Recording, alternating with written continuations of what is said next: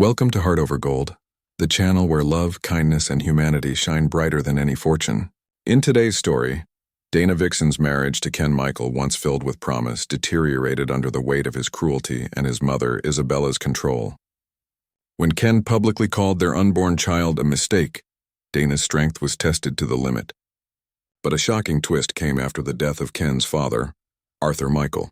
In his final will, Arthur left Dana control of the family's empire, making her the guardian of his legacy and a powerful force in her own right. As she stepped into her newfound authority, Dana proved that true power comes from character, not just a name. Don't forget to like, subscribe, and share your thoughts in the comments, and keep up with our latest stories. The resounding strike of the gavel filled the heavy silence in the grand courtroom. All eyes turned to Ken Michael, a man whose polished suit couldn't conceal the bitterness etched across his once handsome face. With a trembling hand, he pointed not toward the opposing counsel but at his own wife, his pregnant wife. "Dana," he spat, the words laced with venom. "She's a mistake. A complete and utter mistake. And that child she carries is an error I refuse to acknowledge." His words echoed, cruel and deliberate, bouncing off the polished marble. A ripple of gasps rippled through the room, but the true drama lay not in Ken's calculated cruelty, but in the worn leather folder the judge had just set on his desk, a folder containing the final will of the one man Ken could never control, his late father. Courtroom 4B of the Madrid County Superior Court was a sterile, impersonal space, defined by rich mahogany paneling and neutral gray carpeting. Yet it had become the battleground for a deeply personal clash, a dissection of a marriage. Dana Vixen, who hoped to soon be Dana Vixen again, sat poised in her chair, her back straight, her hands resting protectively over the prominent curve of her pregnancy. She appeared composed, yet the slight tremor in her hands betrayed the turmoil within. At 32, she still had the soft, ethereal beauty that had first drawn Ken to her, a quiet elegance. Her gray eyes were pensive, her brown hair pulled back simply, and her complexion remained untouched by the heavy interventions of the Michael family's personal beauticians. But today her beauty felt overshadowed by a deep weariness, as if she were no longer a person but a mere piece of legal evidence, the pregnant wife. Across from her, Ken sat with his lawyer, the sharp-dressed Santiago, and his mother, Isabella Michael. Ken appeared wounded, his jaw clenched and brow furrowed in a performance of wounded masculinity. Dana once thought him devastatingly handsome, but now she saw the weakness in his chin, the petulance at the corner of his lips. He was a boy pretending to be king, with Isabella standing as the silent, unyielding power behind him. Isabella, the picture of high society, regarded Dana with complete disdain. Her silver hair was pulled back into a perfect chignon, and her pearls, real and flawless, complemented her couture outfit. She didn't even spare a glance for Dana, her gaze locked on the judge, as though he were nothing more than a tardy servant. From the moment Ken had brought Dana into the Michael estate, Isabella had seen her not as a future daughter-in-law but as an unwelcome intrusion. Dana, a history professor's daughter, didn't fit into the world of old money, where the Michaels' wealth had been built on generations of power and privilege. To them, Dana was a temporary amusement for Ken. "Mr. Michael," the judge's voice, a low rumble, cut through the tension. "We are here to discuss the division of assets in your divorce. Let us maintain some decorum." Santiago, Ken's lawyer, rose smoothly. "Your Honor, my client's emotional outburst is a reflection of the deep betrayal he has endured. He entered this marriage with good faith, only to find—" Maria Fuentes, Dana's lawyer, interrupted, her voice firm. "Objection, Your Honor. Counsel is testifying." "The betrayal Mr. Santiago refers to," Maria continued, "is my client's discovery that the prenuptial agreement Mr. Michael insisted upon was not only unconscionable but intentionally misleading. The prenuptial agreement had been thrust upon Dana in the sunroom one afternoon." The thick document slid across the table with a smile from Isabella. "Just a formality, my dear," she had said, a way to avoid misunderstandings down the line. Ken, avoiding her gaze, nodded in agreement. "It's just the way things are done," he had said, adding, "It doesn't mean anything." But it had meant everything. The agreement stipulated that if they divorced, Dana would receive nothing. Not a penny, not a property, not even alimony. At the time, believing in their future, she had signed it. Now pregnant with Ken's child, that same agreement was being used against her. The validity of the prenuptial agreement is what we are debating here, Judge Alberto said, his gaze hard on Ken. But your personal feelings about your wife, for now, are irrelevant. This set Ken off. Irrelevant? He sneered, standing abruptly. She's the most relevant mistake I've ever made. She trapped me. Dana felt the sting of his words, but it wasn't anger anymore. It was something worse, betrayal. The cruel, calculated lie he told, the lie about her pregnancy being intentional, tore through her. Do you know what she did? Ken addressed the judge, but his words were aimed directly at Dana. She got pregnant on purpose to trap me, to secure her place in my family's legacy. Dana's world cracked open. The child she carried, their child, was not a mistake, it was a blessing. Ken had been the one eager to start a family, excited about names and futures. But that had all changed after his father's death, and his mother's grip on him grew tighter. His next words would haunt her forever. She's a mistake, he spat, pointing at her stomach. And that child she carries is an error I refuse to pay for. The room fell silent, then erupted in shocked gasps. Dana could feel the weight of every word, every ounce of cruelty crashing down on her. The judge, his face hardening, slammed the gavel down. Enough, Mr. Michael, sit down. As the courtroom fell into a tense silence, the judge reached for the worn leather folder.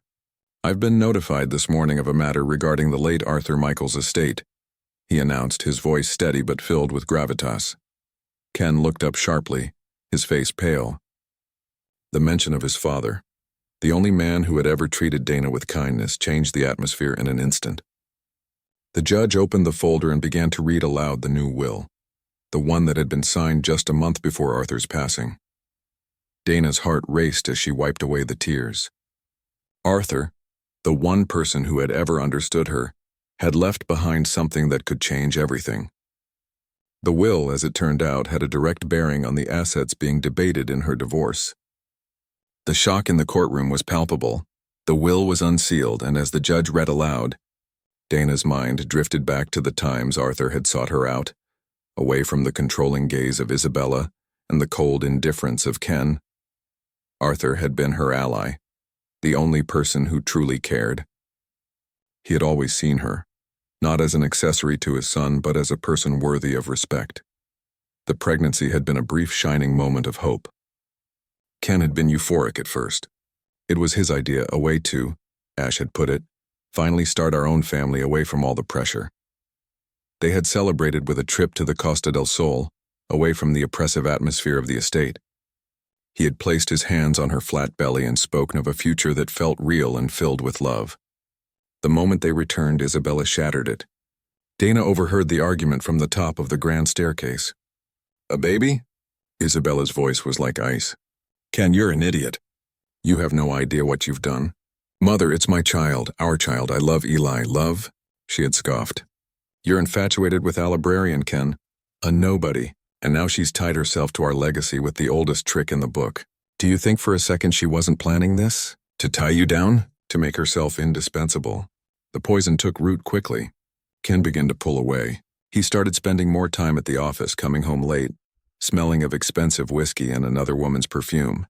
The excuses were flimsy, the apologies hollow. He became irritable, echoing his mother's criticisms. He would comment on Dana's clothes, her friends, her lack of ambition. Then Arthur's health took a sharp turn for the worse. In his final weeks, he was confined to his bed. The house was somber and quiet. Isabella managed his care with a ruthless efficiency, keeping visitors to a minimum. But Arthur kept asking to see Dana. One afternoon, just a month before he passed, he called for her. His breathing was labored, but his eyes were lucid. Dana, he had said, taking her hand. His was frail, all thin skin and bone. Don't let them break you. You have more strength than any of them. He looked at her stomach with a meaningful gesture. And you have a responsibility to that child. A responsibility to be strong. He had made her promise him she hadn't understood the full weight of his words. Then 2 weeks later, he called his personal lawyer, a man Dana had never met, to the house. Isabella had been furious, trying to insist that the family's lawyer, Mr. Santiago, be present. Arthur, with a surprising burst of strength, had refused. This is a private matter, Isabella, he had told her. The meeting lasted 3 hours. The next day, Arthur had seemed more at peace. He passed away in his sleep a month later. The first reading of the will had been exactly what everyone expected. A simple document that left Michael Enterprises and the bulk of the estate to Ken. Isabella was granted the right of lifelong residence in the family mansion and a generous stipend from a separate trust. It was so straightforward that Ken had grinned, a look of vindicated relief on his face. With his father gone, the last obstacle to his absolute inheritance and Isabella's absolute influence was removed. 2 days later, Ken had filed for divorce. The words were cold, rehearsed. He said the marriage was a mistake, that he had been pressured by his father's health. He framed it as a clean break, a return to the natural order of things. When Dana, heartbroken and 7 months pregnant, had refused to be discarded so easily, he had turned vicious. The battle over the prenuptial agreement began, and now here they were. Mr. Santiago's sharp intake of breath snapped Dana out of the present. Judge Alberto had finished with the preliminary sections of the will. His eyes scanned the room before he continued. "We now come to Article 4, the judge said, his voice dropping slightly, commanding the full attention of the room. Regarding the disposition of my primary asset, my majority interest in Praise's Bowman essay." Ken leaned forward, a look of self-satisfaction returning to his face. This was it, the confirmation of his kingdom. "I, Arthur Michael," the judge read, his voice clear and deliberate, "being of sound mind and body, do hereby declare the following. My son Ken Michael has in recent months shown a lamentable lack of judgment and a character, unfit for the stewardship of the company my grandfather built." A gasp swept through the room. Ken's face went from self-satisfaction to shock. Isabella's carefully constructed composure cracked. Her mouth fell slightly ajar. "What?" Ken whispered, the words stolen from the room. The judge continued, his voice unwavering. "He has proven himself to be easily manipulated and has forgotten the most fundamental principle of our family's success, that our name is built on integrity, not just on assets. Therefore, I cannot in good conscience hand the future of Michael Enterprises into his hands." "This is outrageous," Santiago snapped, standing up. "Your Honor, my client's father was clearly not of sound mind. He was heavily medicated. He was certified as of sound mind by 2 independent doctors the day this will was signed. Mr. Santiago." "Their sworn affidavit are attached," Judge Alberto said coolly, not even looking up. "Now sit down." Santiago sank back into his chair, his face pale. The judge's eyes found Dana's across the room. She held his gaze, her heart hammering against her ribs. He continued, "Therefore, I hereby bequeath my total majority interest in Michael Enterprises, which represents 51% of the voting shares, not to my son but to a trust. This trust shall be known as the Arthur Michael Legacy Trust." Vega, he had used her maiden name. A low guttural sound escaped Isabella's throat. The judge continued, reading the clause that would change everything. "The sole beneficiary of this trust is my first grandchild, the child currently being carried by my daughter-in-law, Dana Vega Michael." The courtroom erupted into a cacophony of frantic whispers. Ken looked as if he had been struck by lightning. He stared at Dana's belly, not with contempt but with a horrified awe that was just beginning to manifest. That thing, that error, was now the majority shareholder of his entire inheritance. But Arthur Michael was not done. The killing blow was yet to come. Judge Alberto looked up from the document. His gaze swept over Ken and Isabella before settling once more on Dana. He read the final sentence of the article, his voice ringing with a deep posthumous finality. "The sole executive and fiduciary of this trust, vested with absolute and unconditional authority over all voting rights, board appointments, and financial decisions for Michael Enterprises until the beneficiary reaches the age of 25, shall be the child's mother and my trusted daughter-in-law, Dana Vega Michael." For a long moment the world stopped. The frantic whispers died down. The rustling of papers ceased. The only sound in courtroom 4B was the frantic, trapped pounding of Dana's heart. She stared at Judge Alberto, sure she had misheard, that grief and stress had finally made her hallucinate. Sole executive and fiduciary, absolute and unconditional authority. The words didn't fit. They were abstract, alien concepts that didn't belong to her. Dana Vixen, the librarian, the cast-aside wife, the humiliated mother-to-be. What would you have done in Dana's place upon hearing this news? Would you feel relieved or overwhelmed by the weight of the responsibility meant below? The Queen rises. Then the spell broke. A choked gasp escaped Isabella Michael's throat. It was a sound of pure and unadulterated fury, the cry of a queen who had just watched her castle crumble into dust. "No, this is a lie, a forgery," she shrieked, standing abruptly. Her mask of aristocratic control was gone, replaced by a face of raw, trembling rage. That woman, the scheming little, she manipulated him. She poisoned my husband against his own family. Mr. Santiago, his face the color of ash, tried to hold her back, whispering urgently, "Isabella, not here. Control yourself." But she was beyond control. She pointed a trembling, diamond-covered finger at Dana. This was your plan all along. You seduced a dying old man. You twisted his mind. If my Arthur Michael," Judge Alberto's voice cracked like a whip, "you're about to be found in contempt. One more outburst like that and you will be removed by the bailiff." Isabella's mouth snapped shut, but her chest heaved and her eyes fixed on Dana promised retaliation. Ken was strangely silent. He sat frozen, his body rigid, his eyes me and vacant. He was staring at the polished table in front of him, but he wasn't seeing it. He was seeing his entire world. The one he had been promised from birth vanished before his eyes. The kingdom he was meant to inherit, the power he was supposed to wield, had just been handed lock, stock, and barrel to the woman he had publicly repudiated, and to the unborn child he had called an error. Dana's lawyer, Maria Fuentes, leaned in, her voice a low, firm murmur in Dana's ear. "Dana, did you hear that? Do you understand what this means?" Dana could only shake her head slowly, her mind a whirlwind of shock. She looked from Ken's shattered expression to Isabella's murderous glare. She felt a kick, a solid, hard thump from within, a reminder of the tiny, oblivious beneficiary at the center of this catastrophe.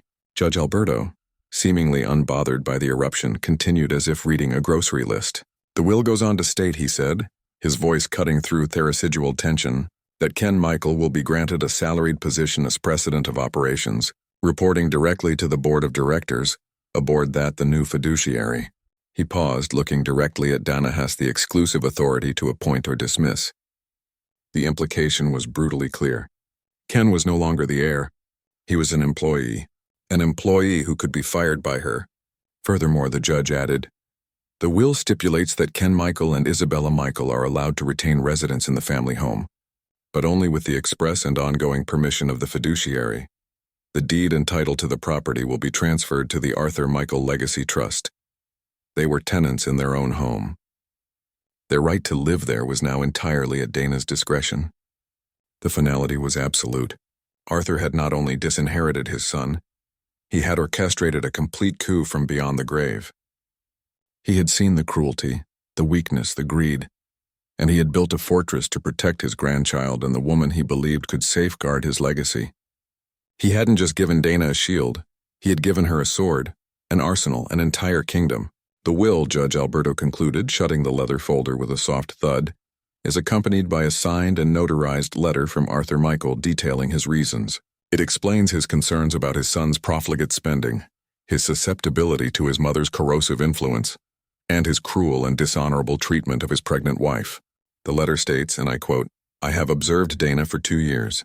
She possesses an integrity that my son lacks. She is intelligent, compassionate, and her loyalty is not to money but to family. I give this power to her not to punish my son, but to protect my grandchild. I trust that she will do the right thing." The judge looked at Ken. "The letter also expresses the hope, Mr. Michael, that this drastic but necessary action will afford you the opportunity to rediscover the man you were meant to be, not the man your mother wants you to be." That last sentence was a dagger aimed at Isabella, and it hit its mark. She flinched as if struck. Judge Alberto took off his glasses and rubbed the bridge of his nose. "All of these revelations," he declared, his voice returning to its official, dispassionate tone, "have fundamentally altered the financial landscape of this divorce. The prenuptial agreement is now entirely irrelevant, as the primary assets Mr. Michael believed were his to protect are in fact not. The $50,000 settlement offered to Mrs. Michael is, to put it mildly, unconscionable." He looked at Dana, and for the first time she saw a flash of something almost like a smile in his tired eyes. Indeed, Mrs. Michael is now, for all intents and purposes, the most powerful financial entity in this room. He turned to the stunned lawyers. "I am dissolving these proceedings for today. I suggest you all go home, assimilate the contents of this will, and reschedule when you have a more realistic understanding of your clients' respective situations. Mr. Santiago," he added with a wave of his hand, You may want to advise your client that his wife's mistake now controls his salary, his home, and his future. A little humility might be in order. With one final bang of the gavel, he declared, "Court is adjourned." The judge stood and walked out of the room, leaving a whirlwind of stunned silence in his wake. Do you think Arthur's decision was fair to everyone? Or do you think he was too harsh on Hisson and wife? Share your thoughts in the comments. The Queen returns home. For a moment, no one moved. Then, as if a switch had been flipped, chaos erupted. Reporters who had been hiding in the gallery rushed toward the doors. Santiago was frantically trying to talk to Ken, who was still catatonic. Maria Fuentes was patting Dana's shoulder, her face a mixture of shock and euphoria. Dana stood up slowly, her legs unsteady. She felt dizzy, disconnected from her own body. Isabella was the first to move toward her, her face a terrifying mask of fury. She strode toward Dana, her heels clicking like gunshots on the marble floor. "You won't get away with this," Isabella hissed, her voice low and venomous, close enough that Dana could smell her cloying perfume. "I will fight this. I will prove you're an unfit mother. I will drag your name through so much mud you'll drown in it. That baby will never see a penny." Before Dana could react, a figure stepped between them. It was Ken. His face was pale, his eyes wild with a frantic, desperate energy. He looked from his mother to Dana, then back again. "Mother, stop," he said, his voice raw. "Just stop." He then turned to Dana. The contempt was gone, replaced by a raw, pleading panic. The man who 20 minutes ago had called her, and her child in error, now looked at her as if she were a lifeline. "Eli," he began, his voice cracking. He even reached out a hand as if to touch her arm before letting it fall. "Eli, I didn't mean that. You have to believe me. I was angry. I was pressured." His eyes flickered to his mother. "We can fix this, you and I. We can. We can stop the divorce. We can raise the baby together in our home." The sheer audacity was breathtaking. The whiplash of his transformation from tyrant to supplicant was so sudden it was nauseating. He wasn't apologizing for cruelty. He was trying to reverse a transaction that had gone horribly wrong for him.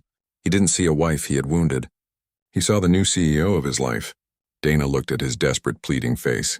She looked at Isabella, who was watching them with narrowed, calculating eyes, her mind already plotting new strategies, and she felt nothing. No love, no hate, not even anger. Just a deep, chilling emptiness where her love for him used to be. She looked at his outstretched, trembling hand. Then she looked him directly in the eye, her own gaze clear and steady for the first time all day. Without a word, she turned and walked away, leaving her husband and his mother standing in the ruins of their fallen kingdom.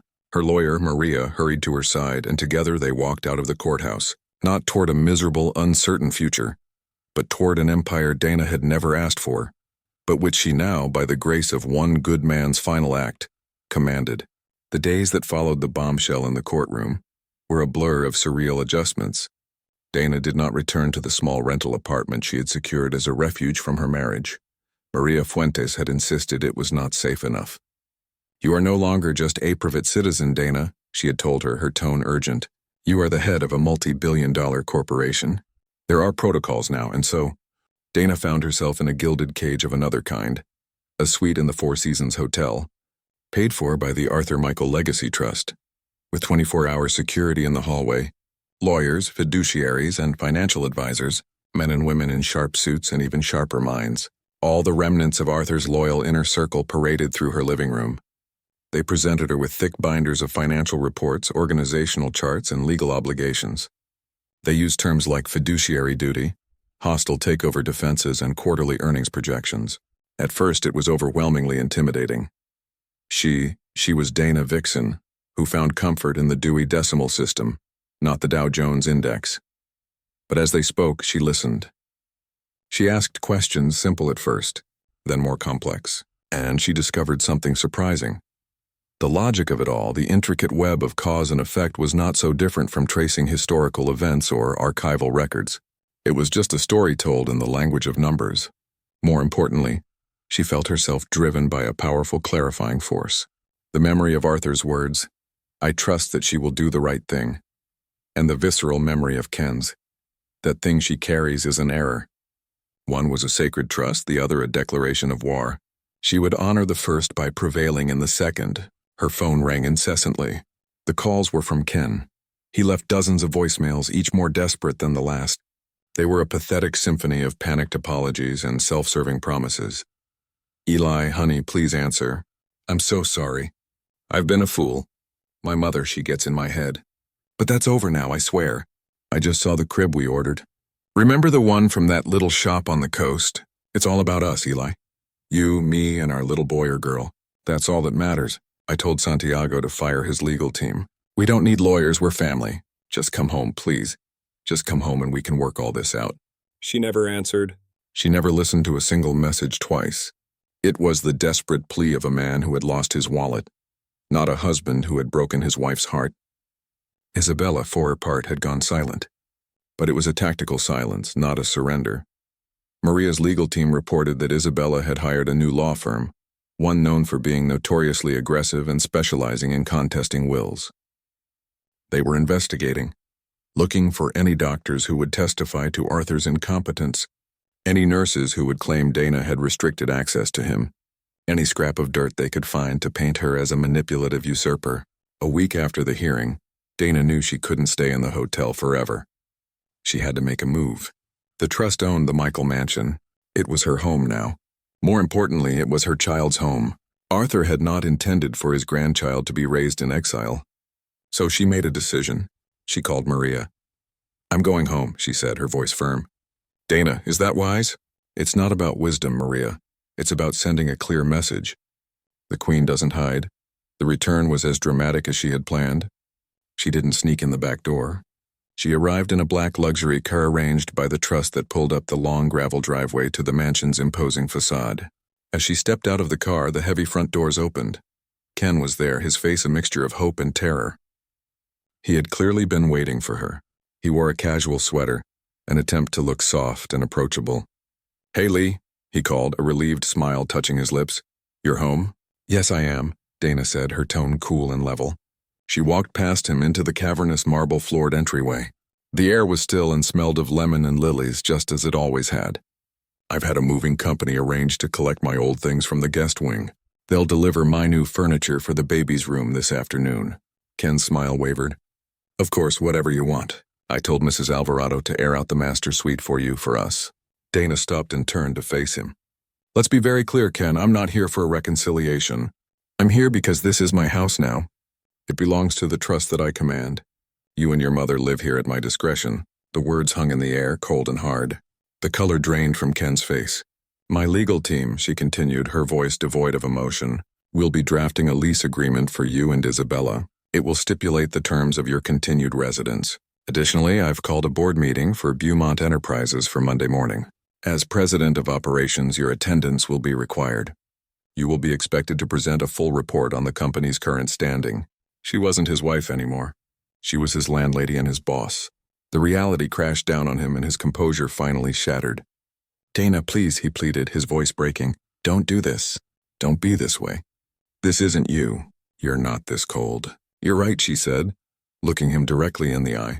The woman I was would have forgiven you. She would have believed your lies and she would have let you hurt her again. But you and your mother killed that woman. You stood in a courtroom and killed her, so you will have to get used to the woman who is left. Just then, a sharp, authoritative voice rang out from the top of the grand staircase.